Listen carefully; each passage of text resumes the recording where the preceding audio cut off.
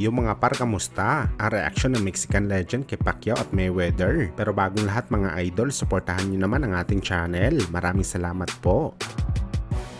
So mga par, matapos nga po sinabi ng unbeaten legend Mayweather Jr. natatalunan niya daw lahat ng welterweight champion simula noong dekada 80 hanggang sa ngayon dahil siya daw ang pinakamagaling sa lahat pagdating sa bakbakan. Kung saan umalma nga dito mga idol ang mga dating legend kagaya na lang ni Thomas Hearns, Sugar Ray Leonard, Roberto Duran at si Julio Cesar Chavez. Kung saan tinira nila ng matindi si Mayweather Jr. Ayon sa kanila mga idol, sakaling nakipaglaban daw si Mayweather sa kanilang generation, hindi daw ito sisikat sa boxing sports at mananatili ito bilang isang Class B fighter sa kanilang era. Bagamat kung meron man mga idol ang nagbigay ng matinding ribat kay Kalbo, walang iba yun mga idol, ang Mexican legend na si Julio Cesar Chavez. Kung saan mga idol sa kanyang bawi kay Kalbo, ginamit pa nito ang pangalan ng ating pambansang kamao Manny Pacquiao. Ano yan ni Chavez mga idol? Ang lakas daw ng loob ni Floyd na sabihin na siya daw ang pinakamagaling sa lahat at dudurugin daw nito ang mga legendary fighters sa dekada 80 at 90. Hindi naman daw masyado kalakasan ng record nito sa bakbakan. Walang bilang daw para kay Chavez ang 50 wins 0 loss ni Floyd dahil minsan nyo na nga ito nagawa dati pa kung saan bago nang talo si Chavez sa laban. Nagka-record ito ng 89 wins at walang talo. Dagdag pa ng Mexican legend, hindi nga daw siya naniniwala na si Mayweather ang pinakamagaling na fighter sa kanyang generation.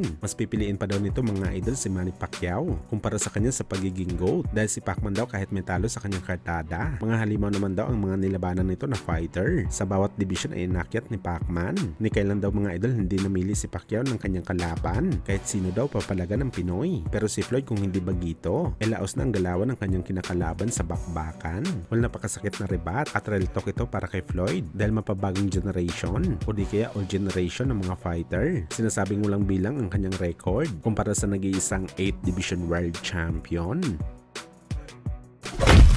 Sa kabilang banda naman mga idol, matapos nga po sinabi ni Terence Crawford na walang pag-asa daw na bigyan ito ng isang laban ang mga dating kampiyon na si Danny Garcia at Keith Thurman dahil noong siya daw ang humihingi ng laban sa dalawang welterweight fighter dati, hindi rin daw siya pinagbigyan nito mga idol. Bagamat sa naging rebat naman ni Danny Garcia mga idol, hindi niya naman daw kailangan ang laban kay Crawford dahil milyonaryo na daw siya. Ayaw nito lumaban sa 4 na titulo ni Crawford para magbayad ng sanctioning fees. Mas mabuti pa daw mga idol na ilagay niya na lang sa real estate ang kanyang pera kaysa magbayad ito ng sanctioning fees. Bagamat si Keith one-time Thurman naman mga idol, naglabas ng galit sa interview nito sa Fight Hub. Huwag daw sana magmalaki si Crawford dahil mahina pa naman daw ang record nito. Hindi naman daw champion si Errol Spence ng kanyang tinalo dahil kita naman daw na hindi na ito ganong kabagsik kagaya ng dati sa bakbakan.